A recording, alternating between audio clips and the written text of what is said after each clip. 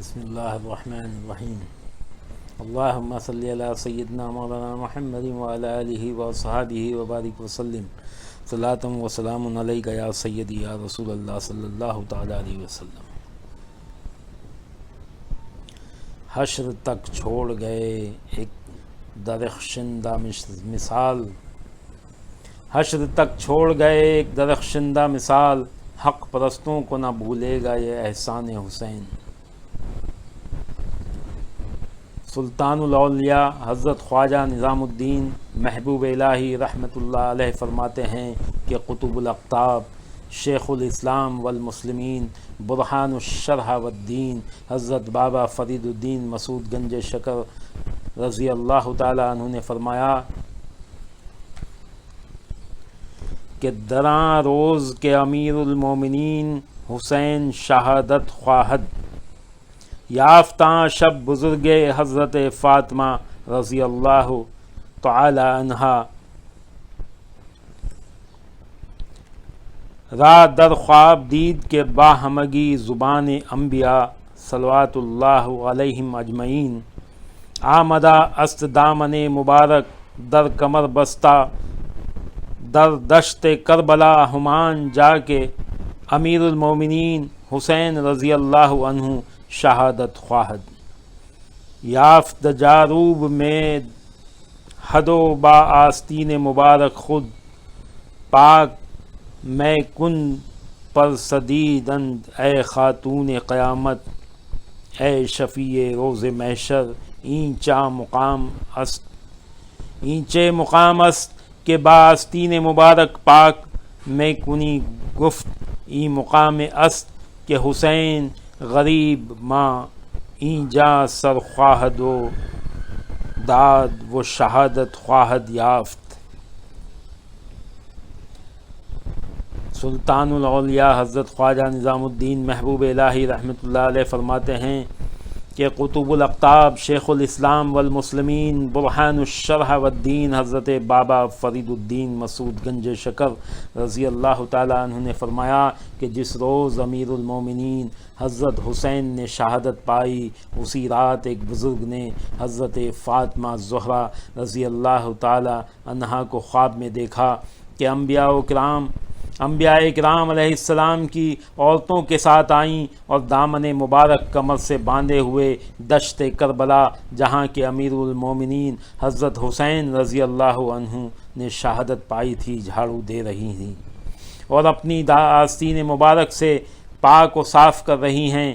پوچھا گیا کہ اے خاتون قیامت، اے شفیع روز محشر، یہ کون سا مقام ہے جس کو آپ نے اپنی آستین مبارک سے صاف کیا ہے؟ فرمایا یہ وہ مقام ہے جہاں ہمارا مسافر حسین سر دے گا اور شہادت پائے گا۔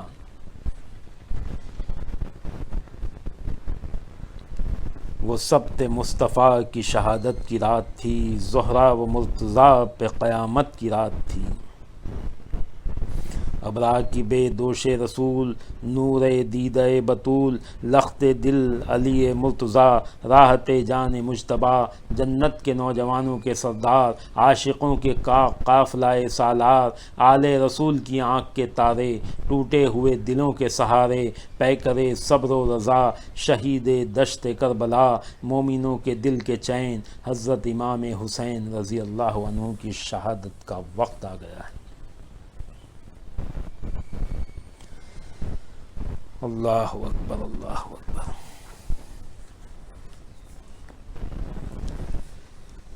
ناقہ سوار جا چکا ہے، صغرا کا قاصد افسانہ کرب و بلا میں درد و غم کی آخری سرخی بھر کر نظروں سے اوجھل ہو چکا ہے، میدان صاف ہو چکا ہے، اب کوئی نہیں جو محمد عربی کے نواسے پر نثار ہونے کے لیے آگے بڑھتا۔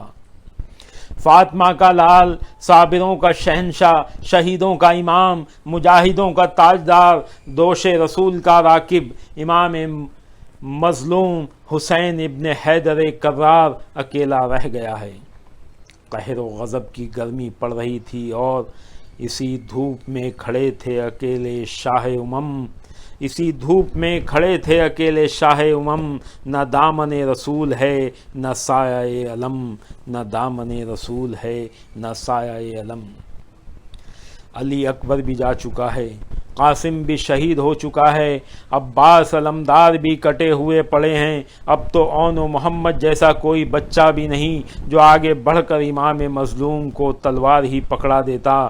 ایک بیٹا ہے اور وہ بھی بخار سے جل رہا ہے، لٹی پٹی سیدانیاں ہیں اور وہ بھی 3 دن کی پیاسی ہیں، زندہ ہیں مگر زندگی ان کے حال پر رو رہی ہے۔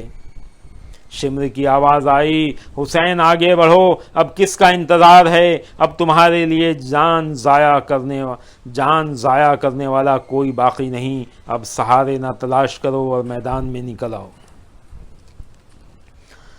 امام مظلوم نے شمر کی مکروہ گفتگو سنی تو خون کھولنے لگا۔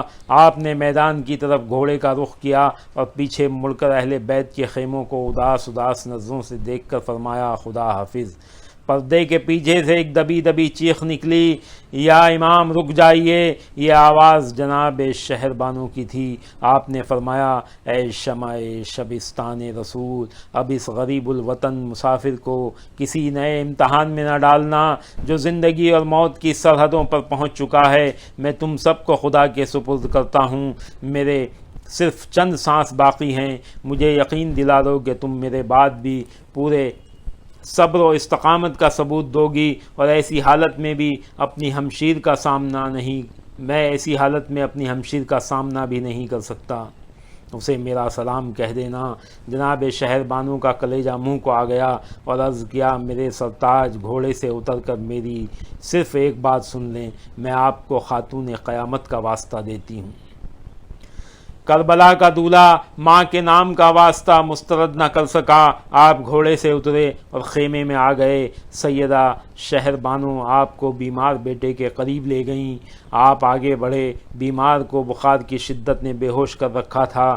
حضرت سجاد بیمار تو پہلے ہی تھے، مگر جب سے اکبر کا لاشا دیکھا ہے کلیجہ خون ہو کر رہ گیا ہے، جسم انگارہ بن چکا ہے، سینہ چھلنی ہو گیا ہے اور دل ٹوٹ چکا ہے۔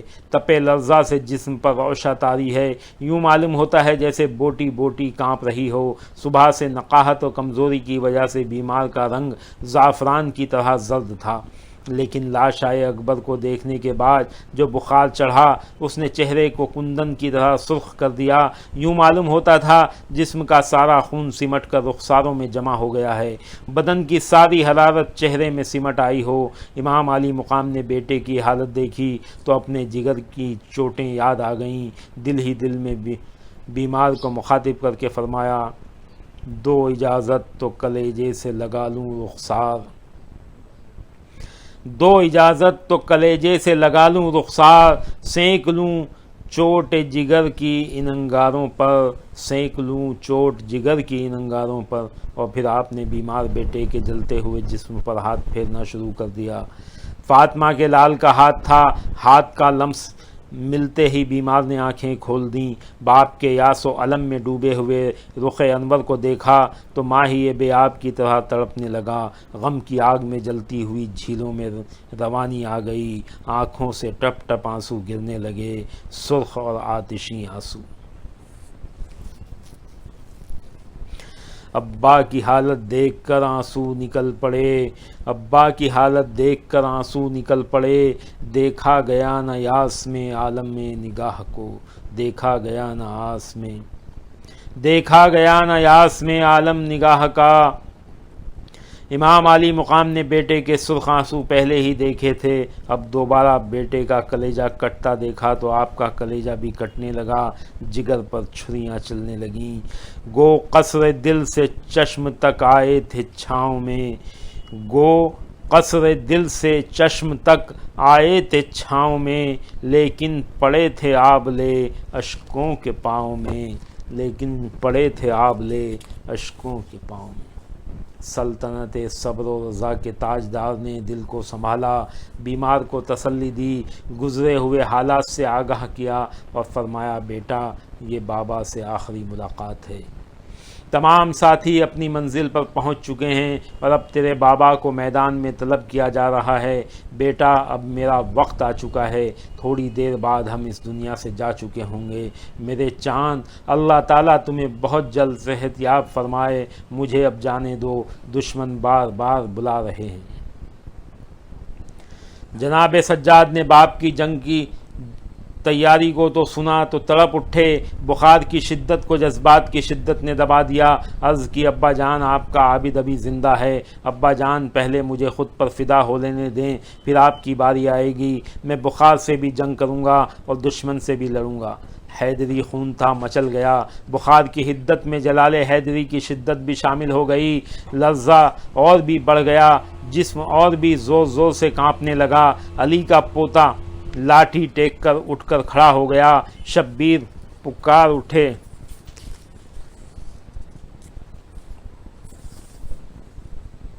میرے چاند بیٹھ جاؤ نہیں تو گر جاؤ گے۔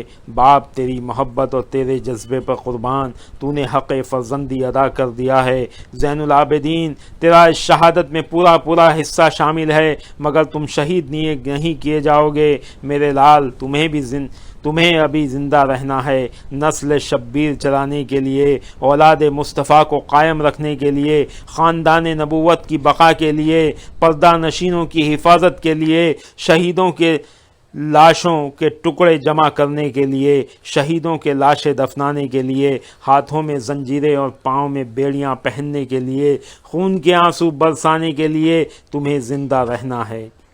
میرے لال تم اس امتحان میں برابر کے شریک ہو، تمہیں ان شہادتوں سے اتنا ہی حصہ ملے گا جتنا علی اکبر کو ملے گا، جتنا قاسم کو ملے گا، جتنا عباس اون و محمد کو ملے گا، جتنا مسلم اور ان کے بیٹوں کو ملے گا، جتنا مسلم کے بھائیوں کو ملے گا، جتنا عباس کے بھائیوں کو ملے گا۔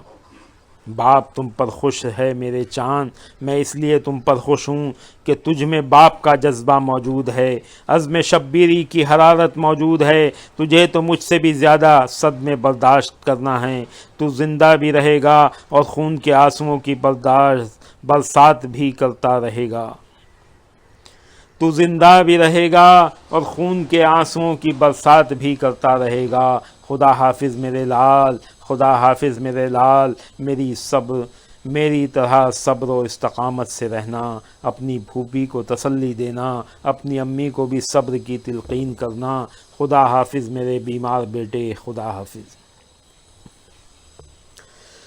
حضرت زین العابدین نے باپ کے ارشادات سنے تو اور شدت سے رونے لگے، اپنی بیماری پر رونا آ گیا، اپنی بے بسی پر رونا آ گیا، خون کے آنسو گرتے جا رہے ہیں، جسم بید کی طرح لرز رہا ہے اور غش ہوتا جا رہا ہے۔ امام علی مقام ابھی وہیں تھے کہ امام زین العابدین پھر بے ہوش ہو گئے۔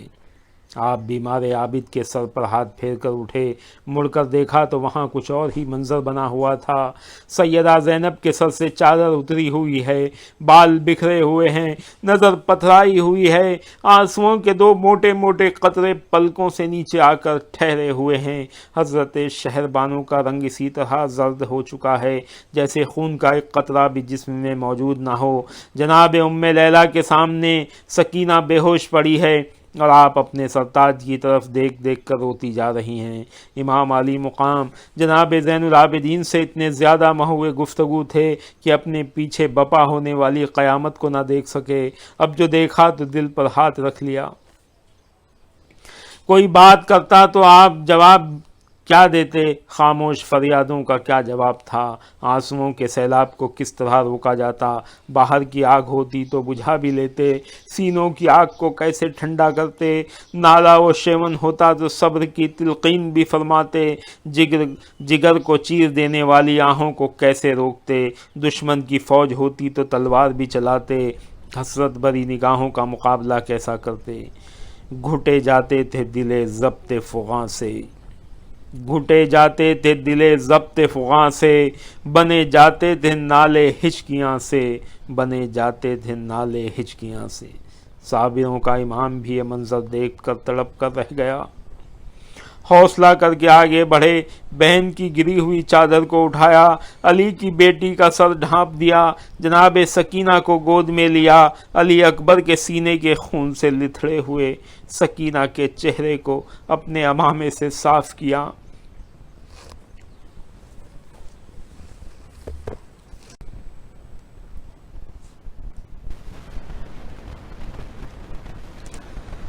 جناب سکینہ کو گود میں لیا، علی اکبر کے سینے کے خون سے لتھڑے ہوئے سکینہ کے چہرے کو اپنے عمامے سے صاف کیا، آنکھوں میں پڑی ہوئی ریت کو عمامے کے پلڑا پھیر پھیر کر نکالا، بکھرے ہوئے بالوں کو انگلیوں سے درست کیا اور فرمایا، سکینہ ہوش میں آؤ، ابا کی آخری زیارت کر لو۔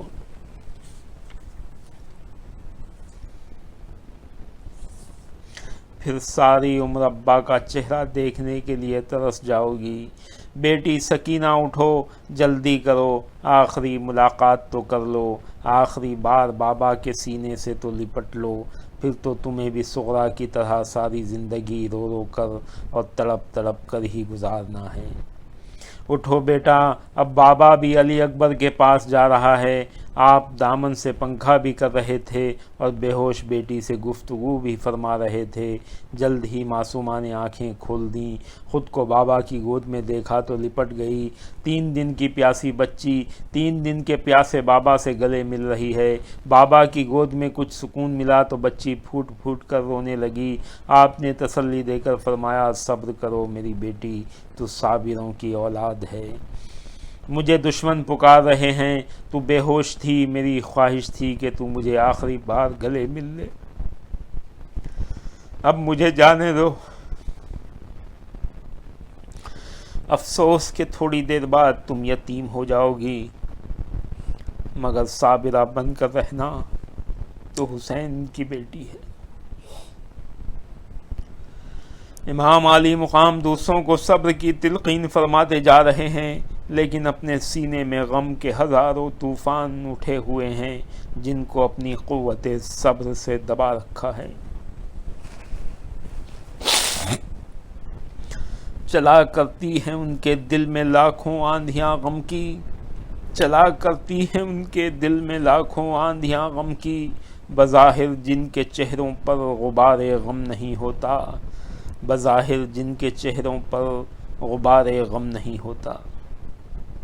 سکینہ نے اب داغ یتیمی کو سر پر دیکھا تو فریاد پر فریاد کرنے لگی، ابا کے پاؤں سے لپٹ لپٹ کر اور ہاتھ جوڑ جوڑ کر عرض کرتی ہے، بابا سارا گھر اجڑ چکا ہے، اب آپ تو نہ جائیں، آپ کے بغیر تو ہم مر جائیں گے، بابا آپ نہ جائیں، نہ جائیں میرے ابا جان، آپ نہ جائیں، آپ چلے گئے تو میں بابا کس کو کہوں گی، بابا مجھے بیٹی کون کہے گا، میرے بابا میں اس طرح کس کس کے گلے میں لپٹوں گی۔ اور پھر باپ کے سینے سے لپٹ کر کہا، ابا جان جانا ہے تو مجھے اسی طرح اپنے ساتھ لے جاؤ، آپ پر چلنے والی تلوار پہلے سکینہ پر چلے گی، بابا مجھے اپنی ڈھال بنا لو، ابا جان آپ نہیں ہوں گے تو زندگی عذاب بن جائے گی۔ بچی کی فریاد سنی تو امام علی مقام کا دل بھر آیا، آنکھیں تو پہلے ہی آنسوؤں سے بھری ہوئی تھیں، پیار کا سرما بہہ نکلا، شفقت پدری کا چشمہ رواں ہو گیا، صبر تو کرنا ہی تھا، اور یہ صبر ہی تو تھا، صبر کسے کہتے ہیں، صبر کا دامن چھوڑ دیتے تو اب بھی اطاعت یزید کر کے زندگی بچا سکتے تھے۔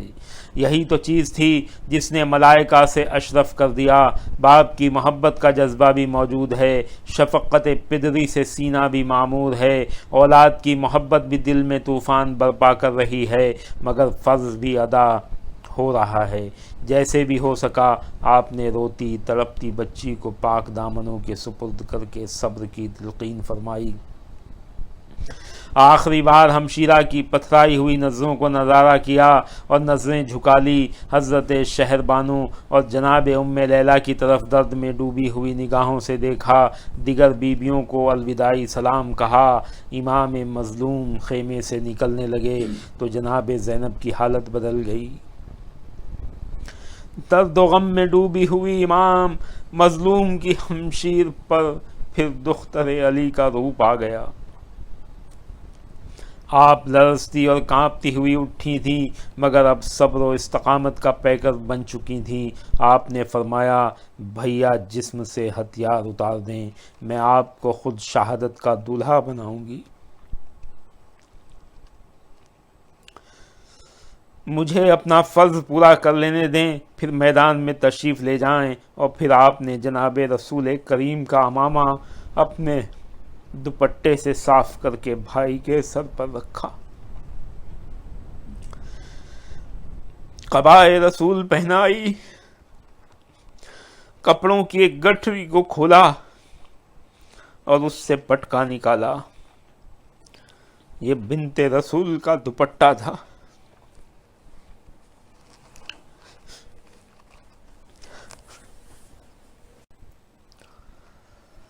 یہ بنت رسول کا دوپٹہ تھا، وہ بنت رسول کے بیٹے کی کمر سے باندھ دیا۔ جناب جعفر طیار کا نیزہ اور جناب سید الشہداء امیر حمزہ کی ڈھال پشت انور پر سجائی، بھیا حسن کی زرہ پہنا کر ہاتھوں میں ذوالفقار حیدری تھما کر کہا، ناموس رسول کے محافظ باہر چلو تاکہ میں آپ کی رکاب تھام کر گھوڑے پر سوار کراؤں۔ نانا مصطفیٰ معراج کو گئے تھے تو آپ کے گھوڑے کی رکاب جبریل نے تھامی تھی۔ میرے ابا جان جنگ کو جاتے تھے تو ان کی رکابیں بھائی حسن اور آپ تھامتے تھے۔ علی اکبر جنگ کو جانے لگے تو ان کی رکاب کو علمدار نے سہارا دیا۔ اب آپ جانے لگے ہیں تو اہل بیت کا کوئی مرد بھی موجود نہیں، اس لیے یہ فریضہ بھی علی کی بیٹی ادا کرے گی۔ اللہ اکبر۔ آپ نے فرمایا، نہیں بہن، میں آپ کا یہ فرمان نہیں مان سکتا۔ حسین کی غیرت یہ گوارا نہیں کر سکتی کہ اس کی زندگی میں اس کی ہمشیر پردے سے باہر نکلے۔ آپ سیدہ کی بیٹی ہیں، میرے بعد جو آپ کا حال ہونا ہے وہ تو میں دیکھ رہا ہوں، مگر ابھی حسین زندہ ہے۔ اور پھر آپ باہر نکل آئے اور گھوڑے پر سوار ہو گئے۔ آپ نے گھوڑے کو چلانا چاہا مگر وہ ہل نہیں رہا تھا۔ آپ نے نگاہیں جھکا کر دیکھا تو جناب سکینہ گھوڑے کے پاؤں سے لپٹی ہوئی تھی۔ آپ نے فرمایا، بیٹی، ان معصومانہ کوششوں سے باپ کے دل پر چھریاں نہ چلاؤ۔ سکینہ، میں تیرے دل میں لگی ہوئی آگ کے شعلے دیکھ رہا ہوں، مگر کیا کروں، مجھے میرا فرض پکار رہا ہے۔ صبر کرو سکینہ، تم صابروں کی بیٹی ہو۔ پھر آپ نے گھوڑے سے اتر کر بڑی مشکل سے بچی کو خیمے میں پہنچا کر جناب ام لیلہ کے سپرد کیا اور دعا دے کر گھوڑے پر سوار ہو گئے۔ جناب فاطمہ کی بہوؤں نے اپنا اجڑتا ہوا سہاگ کس طرح دیکھا تھا، یہ بیان سے باہر ہے۔ امام عالی مقام نے گھوڑا میدان کی طرف پھیرا تو آواز آئی، شبیر پیچھے پلٹ جاؤ، میں موت ہوں۔ امام عالی مقام نے فرمایا، مت فکر کرو، میں بھی حق و صداقت کی صورت ہوں۔ آواز آئی، میں طوفان ہوں، فرمایا میں چٹان ہوں۔ آواز آئی، میں تقدیر ہوں، فرمایا میں شبیر ہوں۔ آواز آئی، میں خون ہوں، فرمایا میں دین کا ستون ہوں۔ آواز آئی، میں تلوار ہوں، فرمایا میں سراپا ایثار ہوں۔ آواز آئی، میرا کام خون بہانا ہے، فرمایا میرا کام دین کو بچانا ہے۔ آواز آئی، میں خونی ڈین ہوں، فرمایا میں حسین ہوں۔ آواز آئی، تو لہو لہان ہو جائے گا، فرمایا میرا امتحان ہو جائے گا۔ آواز آئی، تو کٹ جائے گا، فرمایا ظلم کا بادل چھٹ جائے گا۔ آواز آئی، میں اجل کا تیر ہوں، فرمایا میں نبی کی تصویر ہوں۔ آواز آئی، تیرا سینہ فگار ہو جائے گا، فرمایا دین کا بیڑا پار ہو جائے گا۔ آواز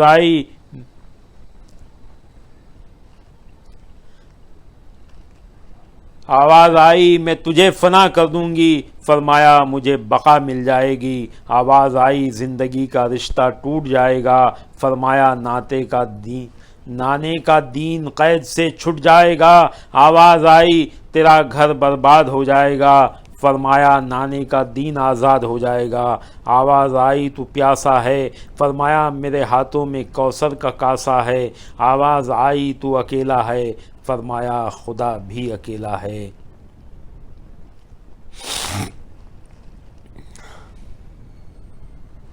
آواز آئی میں بڑی سخت ہوں، فرمایا میں حیدر کرار کا لخت ہوں۔ آواز آئی یہ جان بڑی چیز ہے، یہ جان بچا لو، فرمایا مجھے حکم ہے قرآن بچا لو۔ شبیر ہوں ابرو پہ نہ بل ڈالوں گا، اس قید علائق کو کچل ڈالوں گا۔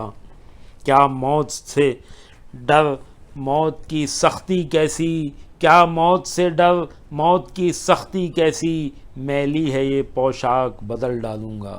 اور پھر علی کا شعر جلال حیدری کی تصویر بن کر ہزاروں دشمنوں کے سامنے پہنچ گیا۔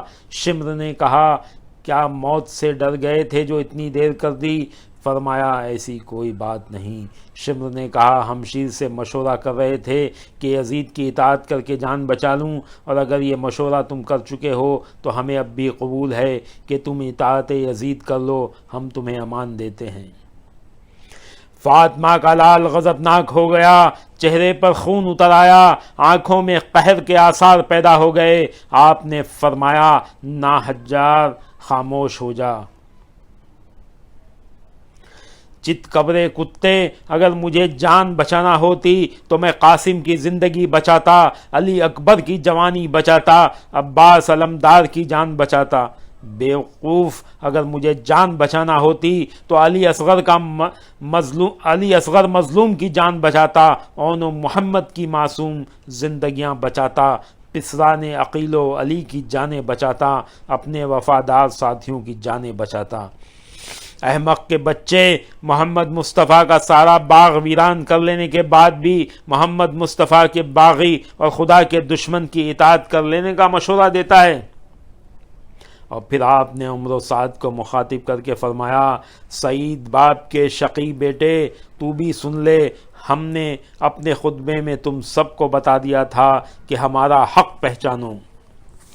ہم اہل بیت رسول ہیں، نبی علیہ السلام کی بیٹی کے بیٹے ہیں، اور اس وقت ہمارے سوا دنیا بھر میں کسی نبی کی بیٹی کا بیٹا موجود نہیں، اور یہ بھی بتایا تھا کہ میرے سر پر امامہ رسول ہے، اور دیکھ یہ میری کمر میں خاتون قیامت کا پٹکا ہے، یہ ڈھال سید الشہداء امیر حمزہ کی ہے، یہ نیزہ جعفر طیار کا ہے، یہ تلوار حیدر کرار کی ہے، مگر تم میری بات کب سنتے ہو؟ تمہیں تو حکومت کرنے کے نشے نے اندھا اور بہرا کر دیا ہے۔ بد نصیب ظالموں، تم نے دنیا بھی تباہ کر لی اور آخرت بھی برباد کر لی۔ شمر نے کہا ہم نے تمہارا واز سننے کے لیے نہیں بلایا، دل کی کوئی حسرت ہے تو نکالو۔ پھر نہ کہنا مقابلے کا موقع نہیں دیا گیا۔ کوفیوں کا خیال تھا کہ اب حسین میں لڑنے کی ذرا بھی سکت نہیں ہوگی، 3 دن کا پیاسا ہے، اور پھر صبح سے آنکھوں کے سامنے پورا خاندان کٹواتا رہا ہے، لاشیں اٹھا کر کمر دوہری ہو گئی ہے، اب کیا مقابلہ کرے گا؟ ان کے ایک آدمی ابن سنان نے بڑھ کر وار کیا، آپ نے وار خالی دے کر ایسا نیزہ مارا کہ سینے کے آر پار ہو گیا۔ عمروں نے اپنا آدمی یوں کٹتا دیکھا تو عام حملے کا حکم دے دیا۔ وہ لوگ چاہتے تھے کہ جلد از جلد امام علی مقام کا کام تمام کر کے فتح کے شادیانے بجاتے ہوئے ابن زیاد کے پاس پہنچ جائیں، یزید سے انعام حاصل کریں، ابن زیاد سے شاباشی وصول کریں۔ علی کے اکیلے شیر پر ہزاروں دشمنوں نے حملہ کر دیا، سینکڑوں تلواریں بیک وقت چمک رہی تھیں، ہزاروں تیر بیک وقت کمانوں سے چھوٹ رہے تھے، 20 نیزے بیک وقت ایک دوسرے سے ٹکرا رہے تھے، یزیدیوں کے نیزے اپنے ہی نیزوں میں الجھ رہے تھے، امام علی مقام پر برسنے والے تیر ان کے اپنے گھوڑوں کو بھی زخمی کر رہے تھے۔ حیدر کا شیر ذوالفقار حیدری کو میدان میں اس طرح گردش دے رہا تھا جیسے سینکڑوں بجلیاں بیک وقت کوند کوند جاتی ہوں۔ تلوار کی کاٹ تھی یا بجلیوں کا رقص جو کفر کے نشیمن کو جلا دینے پر تل گئی ہو۔ ابن حیدر کی تلوار جلال حیدری کی تصویر اور لا سیف الا ذوالفقار کی تفسیر بنی ہوئی تھی۔ سخت دوپہر ہو چکی تھی، زمین آگ اگل رہی تھی، آسمان آگ برسا رہا تھا۔ میدان کربلا میں چلنے والی باد سموم اس قدر گرم تھی جیسے آگ کے شعلوں کو چاٹ چاٹ کر آ رہی ہو، اور تیغ امام بھی گرم ہو چکی تھی، جس کو چھو جاتی اسے آگ لگا دیتی اور وہ آگ کی پکار کرتا واصل جہنم ہو جاتا۔ کیا جنگ میں تھی تیغ شہنشاہ زمن گرم، سر گرم، ہوا گرم، زباں گرم، دہن گرم، پڑ جاتا تھا سایہ بھی تو ہو جاتے تھے تن گرم، مرنے پہ بھی خواروں کے تھے زخم بدن گرم، ظاہر تھا جلال شہ عالم کا نمونہ، آنچ اس کی دکھاتی تھی جہنم کا نمونہ۔ شمشیر چل رہی تھی، شبیر بڑھ رہے تھے، شریر کٹ رہے تھے، زمین کانپ رہی تھی، آسمان لرز رہا تھا، میدان ہل رہا تھا، خون برس رہا تھا، فضا کا سینہ دھڑک رہا تھا۔ شریروں کی فوج کی تعداد 22,000 ہے، شبیر اکیلا ہے، مگر فن نار کفر ہو گیا، مردود جل گئے، لیکن نہ ذوالفقار کے ابرو سے بل گئے۔ ایک بدبخت نے اشارہ کیا کہ حسین ادھر دیکھو، وہ فرات کا ٹھنڈا پانی چمک رہا ہے، مگر تمہیں اس سے ایک قطرہ پینا بھی نصیب نہیں ہوگا اور تم پیاسے ہی قتل کر دیے جاؤ گے۔ امام عالی مقام نے فرمایا اللہ تمہیں پیاسا ہی قتل کرے، اور پھر وہ فوراً ہی العطش العطش پکارنے لگا۔ پانی بھی پیے جا رہا تھا مگر پیاس اور زیادہ بھڑکتی جا رہی تھی، آخر پیاسا ہی مر گیا۔ آپ جدال و قتال کرتے ہوئے بھی یہ ارشاد بار بار دہرا رہے تھے، جفاکار ظالموں تم میرے قتل پر جمع ہو چکے ہو، یاد رکھو خدا کی قسم میرے قتل کے بعد کسی کو قتل نہیں کرو گے جس کا قتل میرے قتل سے زیادہ خدا تعالیٰ کی ناراضگی اور ناخوشی کا باعث ہو۔ مجھے اس ذات کی قسم جس کے قبضے میں حسین کی جان ہے، مجھے پورا یقین ہے کہ تمہاری ذلت سے مجھے عزت ملے گی، مگر تم وہ بدلہ پانے والے ہو جو تمہارے خواب و خیال میں بھی نہیں۔ اللہ تم میں پھوٹ ڈال دے گا، تمہارا خون بہائے گا اور پھر تم پر عذاب علیم مسلط کر دے گا۔ میرے ایک قتل کے بدلے تم لاکھوں قتل ہو جاؤ گے، مگر میرے خون کا انتقام ابھی باقی رہے گا۔ آپ ایک دفعہ زبردست جدال و قتال کرتے ہوئے ساحل فرات پر بھی پہنچ گئے، مگر آپ تو پانی کو دیکھنا بھی نہیں چاہتے۔ 100 دکھ ہیں مگر شکوے ادا نہیں کرتے، تکلیف میں راحت کی تمنا نہیں کرتے، پانی کی طلب سید والا نہیں کرتے، رغبت سے نظر جانب دریا نہیں کرتے۔ صدمہ ہے کہ عباس یہاں قتل ہوا ہے، سقائے سکینہ کا یہاں خون ہوا ہے۔ پانی تو پینا ہی نہیں تھا، علی اصغر کے پیاسے چلے جانے کے بعد پانی کیا پینا تھا؟ جس کا علی اکبر پیاسا شہید ہو، جس کے بخار میں جلتے ہوئے عابد کو ایک گھونٹ پانی نہ مل سکا ہو، جس کی مظلوم سکینہ پانی کے بغیر تڑپ رہی ہو، جس کی گھر والیاں پانی کے ایک ایک قطرے کو ترس رہی ہوں، جس کی ہمشیر کا حلق سوکھ کر کانٹا بن چکا ہو، وہ پانی کیا پیتا؟ پانی تو پینا ہی نہیں تھا، صرف دشمنوں کو بتانا مقصود تھا کہ فرات شبیر کی زد میں ہے۔ فرات ہی کیا، اگر آپ چاہتے تو کوثر کا چشمہ کناروں سے بہتا ہوا کربلا کے میدان میں آ جاتا، مگر آپ کو تو پیاسے ہی امتحان دینا تھا۔ یہ تمام مصیبتیں، تمام بلائیں اور تمام دکھ درد تو آپ کے اختیاری تھے۔ آپ نے تمام مصائب و مشکلات کا مشاہدہ کر کے ان کو قبول کیا تھا اور پوری رضامندی سے ہر مصیبت کو برداشت کرنا گوارا کیا تھا، پھر آپ کو شکوہ کیا کرنا تھا؟ اس بلائے عظیم کو برداشت کر کے ہی تو تکمیل ذبح عظیم ہونا تھی۔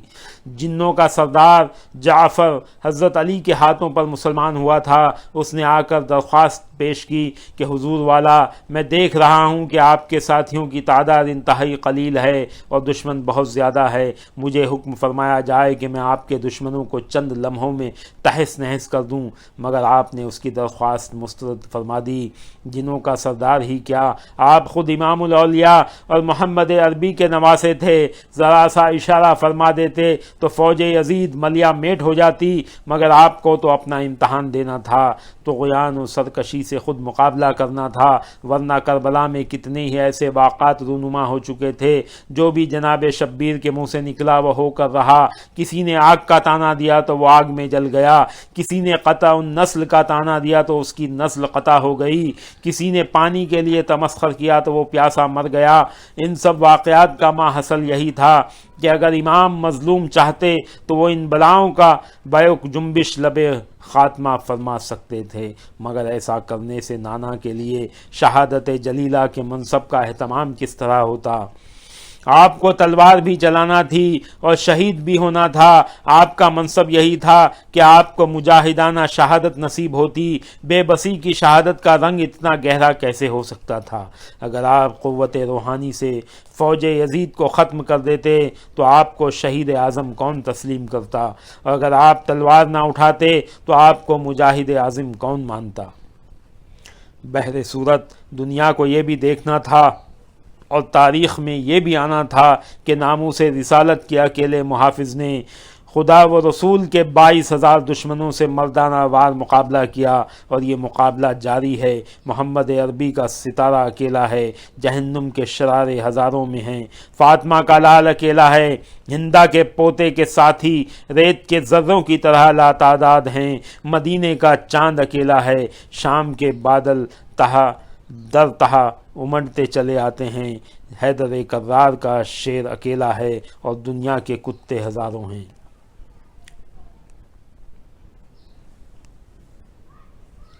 زیغم علی کا ظلم کے جنگل میں گر گیا، زہرا کا چاند شام کے بادل میں گر گیا۔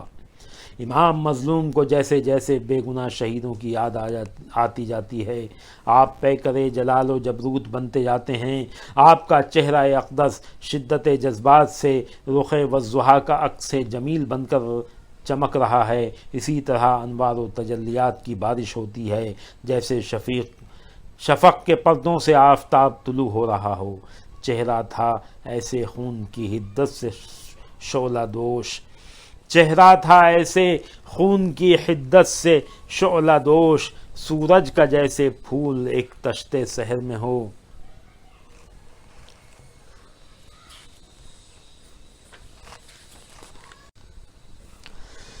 امام مظلوم کو جیسے جیسے بے گناہ شہیدوں کی یاد آتی جاتی ہے، آپ پیکر جلال و جبروت بنتے جاتے ہیں، آپ کا چہرہ اقدس شدت جذبات سے رخ والضحیٰ کا عکس جمیل بن کر چمک رہا ہے۔ آپ کے جسم نازنی پر جب دشمنوں کے تیر آ کر لگتے ہیں تو آپ اس طرح نکال کر پھینک دیتے ہیں جیسے کوئی کانٹا چبھ گیا ہو۔ محبوب جھلکوں سے جھانک جھانک کر عاشق کا دل بڑھا رہا ہو تو پھر احساس اذیت کہاں ہے؟ لذت وصال محبوب ہو تو تکلیف کی شدت کیسی؟ یہی تو شہیدوں کا اعجاز ہوتا ہے، یہی تو عشق کی شان ہے کہ حسن کو بے نقاب دیکھ کر ہاتھوں پر چھریاں چل جائیں اور انگلیوں کے کٹ جانے کا پتہ نہ چل سکے۔ امام مظلوم کے جسم انور پر تیروں کے کئی زخم آ چکے ہیں، مگر ذوالفقار حیدری قوت خیبر شکن کا لوہا منوا رہی ہے۔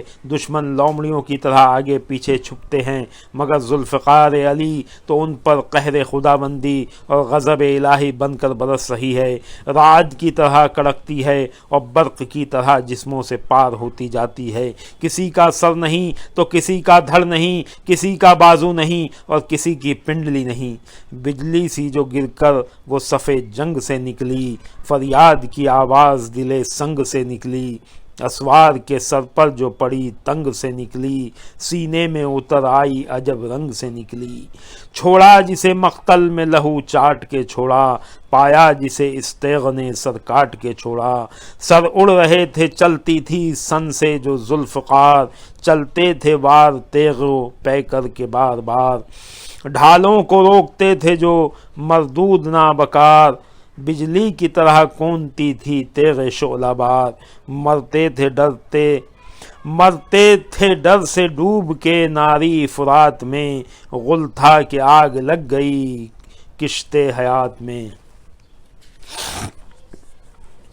بازو کسی کا تن سے جدا تھا کسی کا سر، دو تھا بشکل لا کوئی گردن سے تا کمر۔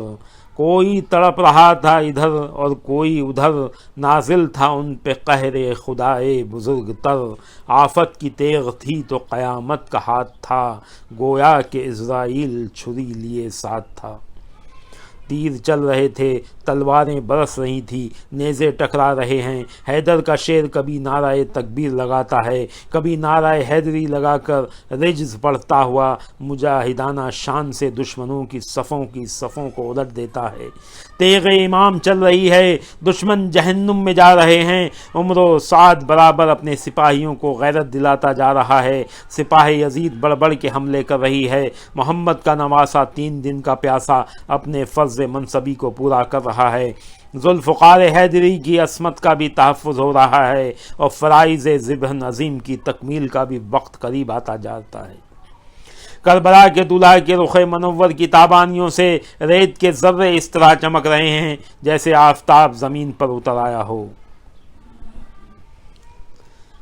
ذو تھی یہ نور حسن رسالت معاب کی، ذروں سے جھپکی جاتی تھی آنکھ آفتاب کی۔ عارض کی ضوء سے دیدائے انجم جھپک گئے، نکلا جو آفتاب تو ذرے چمک گئے۔ امام مظلوم کے جسم انور پر تیروں، تلواروں اور نیزوں اور برچھیوں کے بے شمار زخم آ چکے ہیں۔ زخموں سے خون بہہ بہہ کر فاطمہ کے لال کا لباس سرخ ہو چکا ہے۔ تصویر مصطفیٰ کے ساتھ ساحت قبائے مصطفیٰ بھی تار تار ہو چکی ہے۔ بے چین روح سید لولاک ہو گئی، تیغوں سے مصطفیٰ کی قبا چاک ہو گئی، تیغوں سے مصطفیٰ کی قبا چاک ہو گئی۔ گھوڑے کی زین بھی خون حسین سے تر ہو چکی ہے، گھوڑا بھی گردن سے لے کر پاؤں تک تیروں تلواروں سے چھلنی ہو چکا ہے، مگر شبیر کا مرکب تھا، پیکر استقامت بن کر سوار کا ساتھ نبھا رہا تھا۔ صابروں کے امام کی سواری بھی صبر و شکر کا کامل نمونہ پیش کر رہی تھی۔ امام مظلوم کے جسم انور سے خون بہت زیادہ نکل چکا ہے، نقاہت جسمانی لمحہ لمحہ بڑھتی جا رہی ہے، مگر قوت عزم و اعتماد اور ایمان و یقین پورے جاہ و جلال کے ساتھ مصروف کار اظہار ہے۔ امام الانبیاء صلی اللہ علیہ وسلم صبح سے میدان کربلا میں تشریف لائے ہوئے ہیں اور امام علی مقام کے ساتھیوں کا مقدس خون ایک شیشی میں جمع فرماتے جا رہے ہیں۔ تاجدار انبیاء کا نورانی جسم گرد و غبار سے اٹا پڑا ہے، دستار اقدس پر ریت کی تہیں جمی ہوئی ہیں، ریش مبارک کے بال بکھرے ہوئے اور غبار آلود ہو چکے ہیں۔ امام الانبیاء صبح سے نواسے کا امتحان ملاحظہ فرما رہے ہیں، خون کا شیشہ ہاتھوں میں پکڑا ہوا ہے اور نواسے کے مقدس خون کا انتظار ہے، اور اب یہ انتظار ختم ہونے والا ہے۔ کربلا کے دولہے کے لیے جنت سواری جا چکی ہے، حوریں صف بصف فاطمہ کے لال کے استقبال کے لیے ایستادہ ہو چکی ہیں۔ چشمہ کوثر 3 دن کے پیاسے کے لیے بار بار جوش میں آ کر کناروں کے اوپر سے بہہ نکلتا ہے۔ جبریل ہاتھوں میں ذبح عظیم کی سند لیے بڑی شدت سے انتظار کر رہا ہے کہ وارث ذبح عظیم آ جائے تو یہ تحفہ پیش کر دوں۔ تمام ملائک صف بصف محمد عربی کے نواسے کا انتظار کر رہے ہیں کہ ایک مردود ملعون کا تیر آ کر امام مظلوم کے حلق میں پیوست ہو جاتا ہے۔ حلقوں میں حسین سے خون کا فوارہ ابل پڑتا ہے۔ آپ نے دست اقدس آگے بڑھا دیے اور خون کو چلو میں لے کر آسمان کی طرف اچھال دیا۔ اللہ اکبر۔ امین صادق پورے خلوص کے ساتھ اپنی جان کی امانت بھی بارگاہ خداوند قدوس میں پیش کر رہا ہے۔ نانا جان نے بھی اپنے عظیم ذبیحے کا خون شیشے میں ڈال لیا اور اب نواسے کے آخری سجدے کا انتظار ہے۔ خون امام آسمان کی طرف اچھلا تو فرشتوں نے اٹھا کر افق پر پھینک دیا اور پھر وہ خون مقدس افق سے شفق بن کر ابھر آیا جو قیامت تک شفق کی سرخی بن کر نمودار ہوتا رہے گا اور محمد عربی کے نواسے کے بے گناہ قتل کی گواہی دیتا رہے گا۔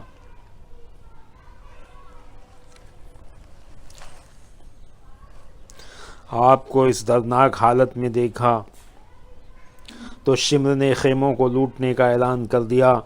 امام مظلوم نے فرمایا، ظالموں، بے غیرتی کا یہ انتہا تو نہ کرو، ناموس مصطفیٰ کو بھی لوٹنا چاہتے ہو۔ اور پھر وہ رک گئے تو امام مظلوم کے حلق کا خون منہ کے راستے بھی جاری رہا، اور اسی حالت میں زرا بن شریک ملعون و مردود نے آپ کے بائیں شانے پر تلوار چلا دی۔ اللہ، امام مظلوم کا بایاں بازو لٹک رہا تھا اور دائیں بازو میں تلوار تھامی ہوئی تھی کہ سنان بن انس مردود و ملعون نے آپ کے سینہ اقدس پر نیزے کا وار کر دیا اور نیزہ سینے کے پار ہو گیا۔ امام مظلوم حق جہاد ادا کر چکے تھے، سارا جسم ماہ انور سے بدل کر گلاب کا پھول بن چکا ہے۔ دیدار الہی کا وقت قریب ہے، قریب تر ہوتا جا رہا ہے۔ امام الانبیاء صلی اللہ علیہ وسلم غیور نواز ہیں۔ دیدار الہی کا وقت قریب سے قریب تر ہوتا جا رہا ہے۔ امام الانبیاء صلی اللہ علیہ وسلم غیور نواسے کو بارگاہ خداوندی میں پیش کرنے والے ہیں۔ وصال کی گھڑیاں اور بھی قریب آ جاتی ہیں۔ سنان ابن انس حرامی نے سینہ منور میں کھپا ہوا نیزہ کھینچا تو قرآن رحل زین سے نیچے گر پڑا۔ فاطمہ کا لال گرم گرم ریت میں مل گیا۔ حال یہ ہے کہ تیغوں سے بند بند جدا تھا جناب کا، تیغوں سے بند بند جدا تھا جناب کا، شیرازہ کھل گیا تھا خدا کی کتاب کا۔ جناب زینب نے بھائی کو گھوڑے سے گرتے دیکھا تو بیتاب ہو کر خیموں سے نکل آئیں۔ آپ فریاد پر فریاد کرتی اور دوڑتی ہوئی مظلوم برادر کی طرف آ رہی تھی۔ دیکھا تو جان اہل حرم کی نکل گئی، غم کی چھری کلے جائے زینب پہ چل گئی، چہرے کا رنگ اڑ گیا صورت بدل گئی، امڈا تھا دل کے اشکوں کی ندی ابل گئی، چلائیں یا رسول بلاؤں کو رد کر، یا شیر کردگار پسر کی مدد کر۔ امام مظلوم گھوڑے سے گرے تو گرتی ہوئی انسانیت سنبھل گئی۔ فاطمہ کا لال خون میں ڈوب گیا تو اسلام کی ڈوبتی ہوئی کشتی کنارے پر پہنچ گئیں۔ امام مظلوم کیا گرے، کفر کی دیواروں کو لرزہ آ گیا، جبر و تشدد کے محلات پر لرزہ طاری ہو گیا۔ خون حسین کی سرخ لکیر نے حق و باطل کی حدوں میں امتیاز کر دیا۔ قرآن ناطق گر پڑا ہے اور شمر نے گردن پر پاؤں رکھا ہوا ہے۔ سنان بن انس شور مچا رہا ہے کہ اس کا سر کاٹ دو۔ امام علی مقام الٹا ہونے کے لیے زور لگا رہے ہیں، آخری سجدہ کرنے کے لیے آخری قوت صرف کر رہے ہیں۔ آپ نے کہا، شمر میری گردن سے پاؤں اٹھا لے تاکہ میں اپنے رب کے حضور میں آخری سجدہ کر لوں، اور پھر آپ نے اسی حالت میں زور ید اللہ سے اپنا رخ بدل کر سر نیاز بارگاہ خداوندی میں رکھ دیا۔ اسلام کے دامن میں بس اس کے سوا کیا ہے؟ اسلام کے دامن میں بس اس کے سوا کیا ہے؟ ایک ضرب ید اللہ، ایک سجدہ شبیری، ایک ضرب ید اللہ، ایک سجدہ شبیری۔ یہی سجدہ نیاز تھا جس نے انسان کو کرمنا بنی آدم کا تاج پہنا کر فرشتوں سے اشرف اور تمام مخلوقات سے ممتاز کر دیا۔ شمر گردن پر خنجر پھیر رہا ہے اور سجدہ محبت ادا ہو رہا ہے، اور ملائکہ کی صفیں کربلا کے شہنشاہ کو سلامی پیش کر رہی ہیں۔ پھر سنان ابن انس نے اس سر انور کو جسم مقدس سے جدا کر دیا جسے رسولوں کے سردار بوسے دیا کرتے تھے۔ فاطمہ کا لال اپنے امتحان میں پوری کامیابی کے ساتھ پاس ہو کر بارگاہ رب جلیل میں پہنچ گیا۔ وصلی اللہ تعالی علی جدہ الکریم وعلیہ وصحابہ وانصارہ وابنائہ واخوانہ وازواجہ واہل بیتہ وعترتہ وبناتہ۔ ادھر جناب سکینہ فریاد کر رہی ہیں، میرے بابا کا کوئی ذبح کیے جاتا ہے، میرے بابا کو کوئی ذبح کیے جاتا ہے، کاکلیں پکڑے سرے پاک لیے جاتا ہے، کاکلیں پکڑے سرے پاک لیا جاتا ہے۔ انا للہ و انا الیہ راجعون۔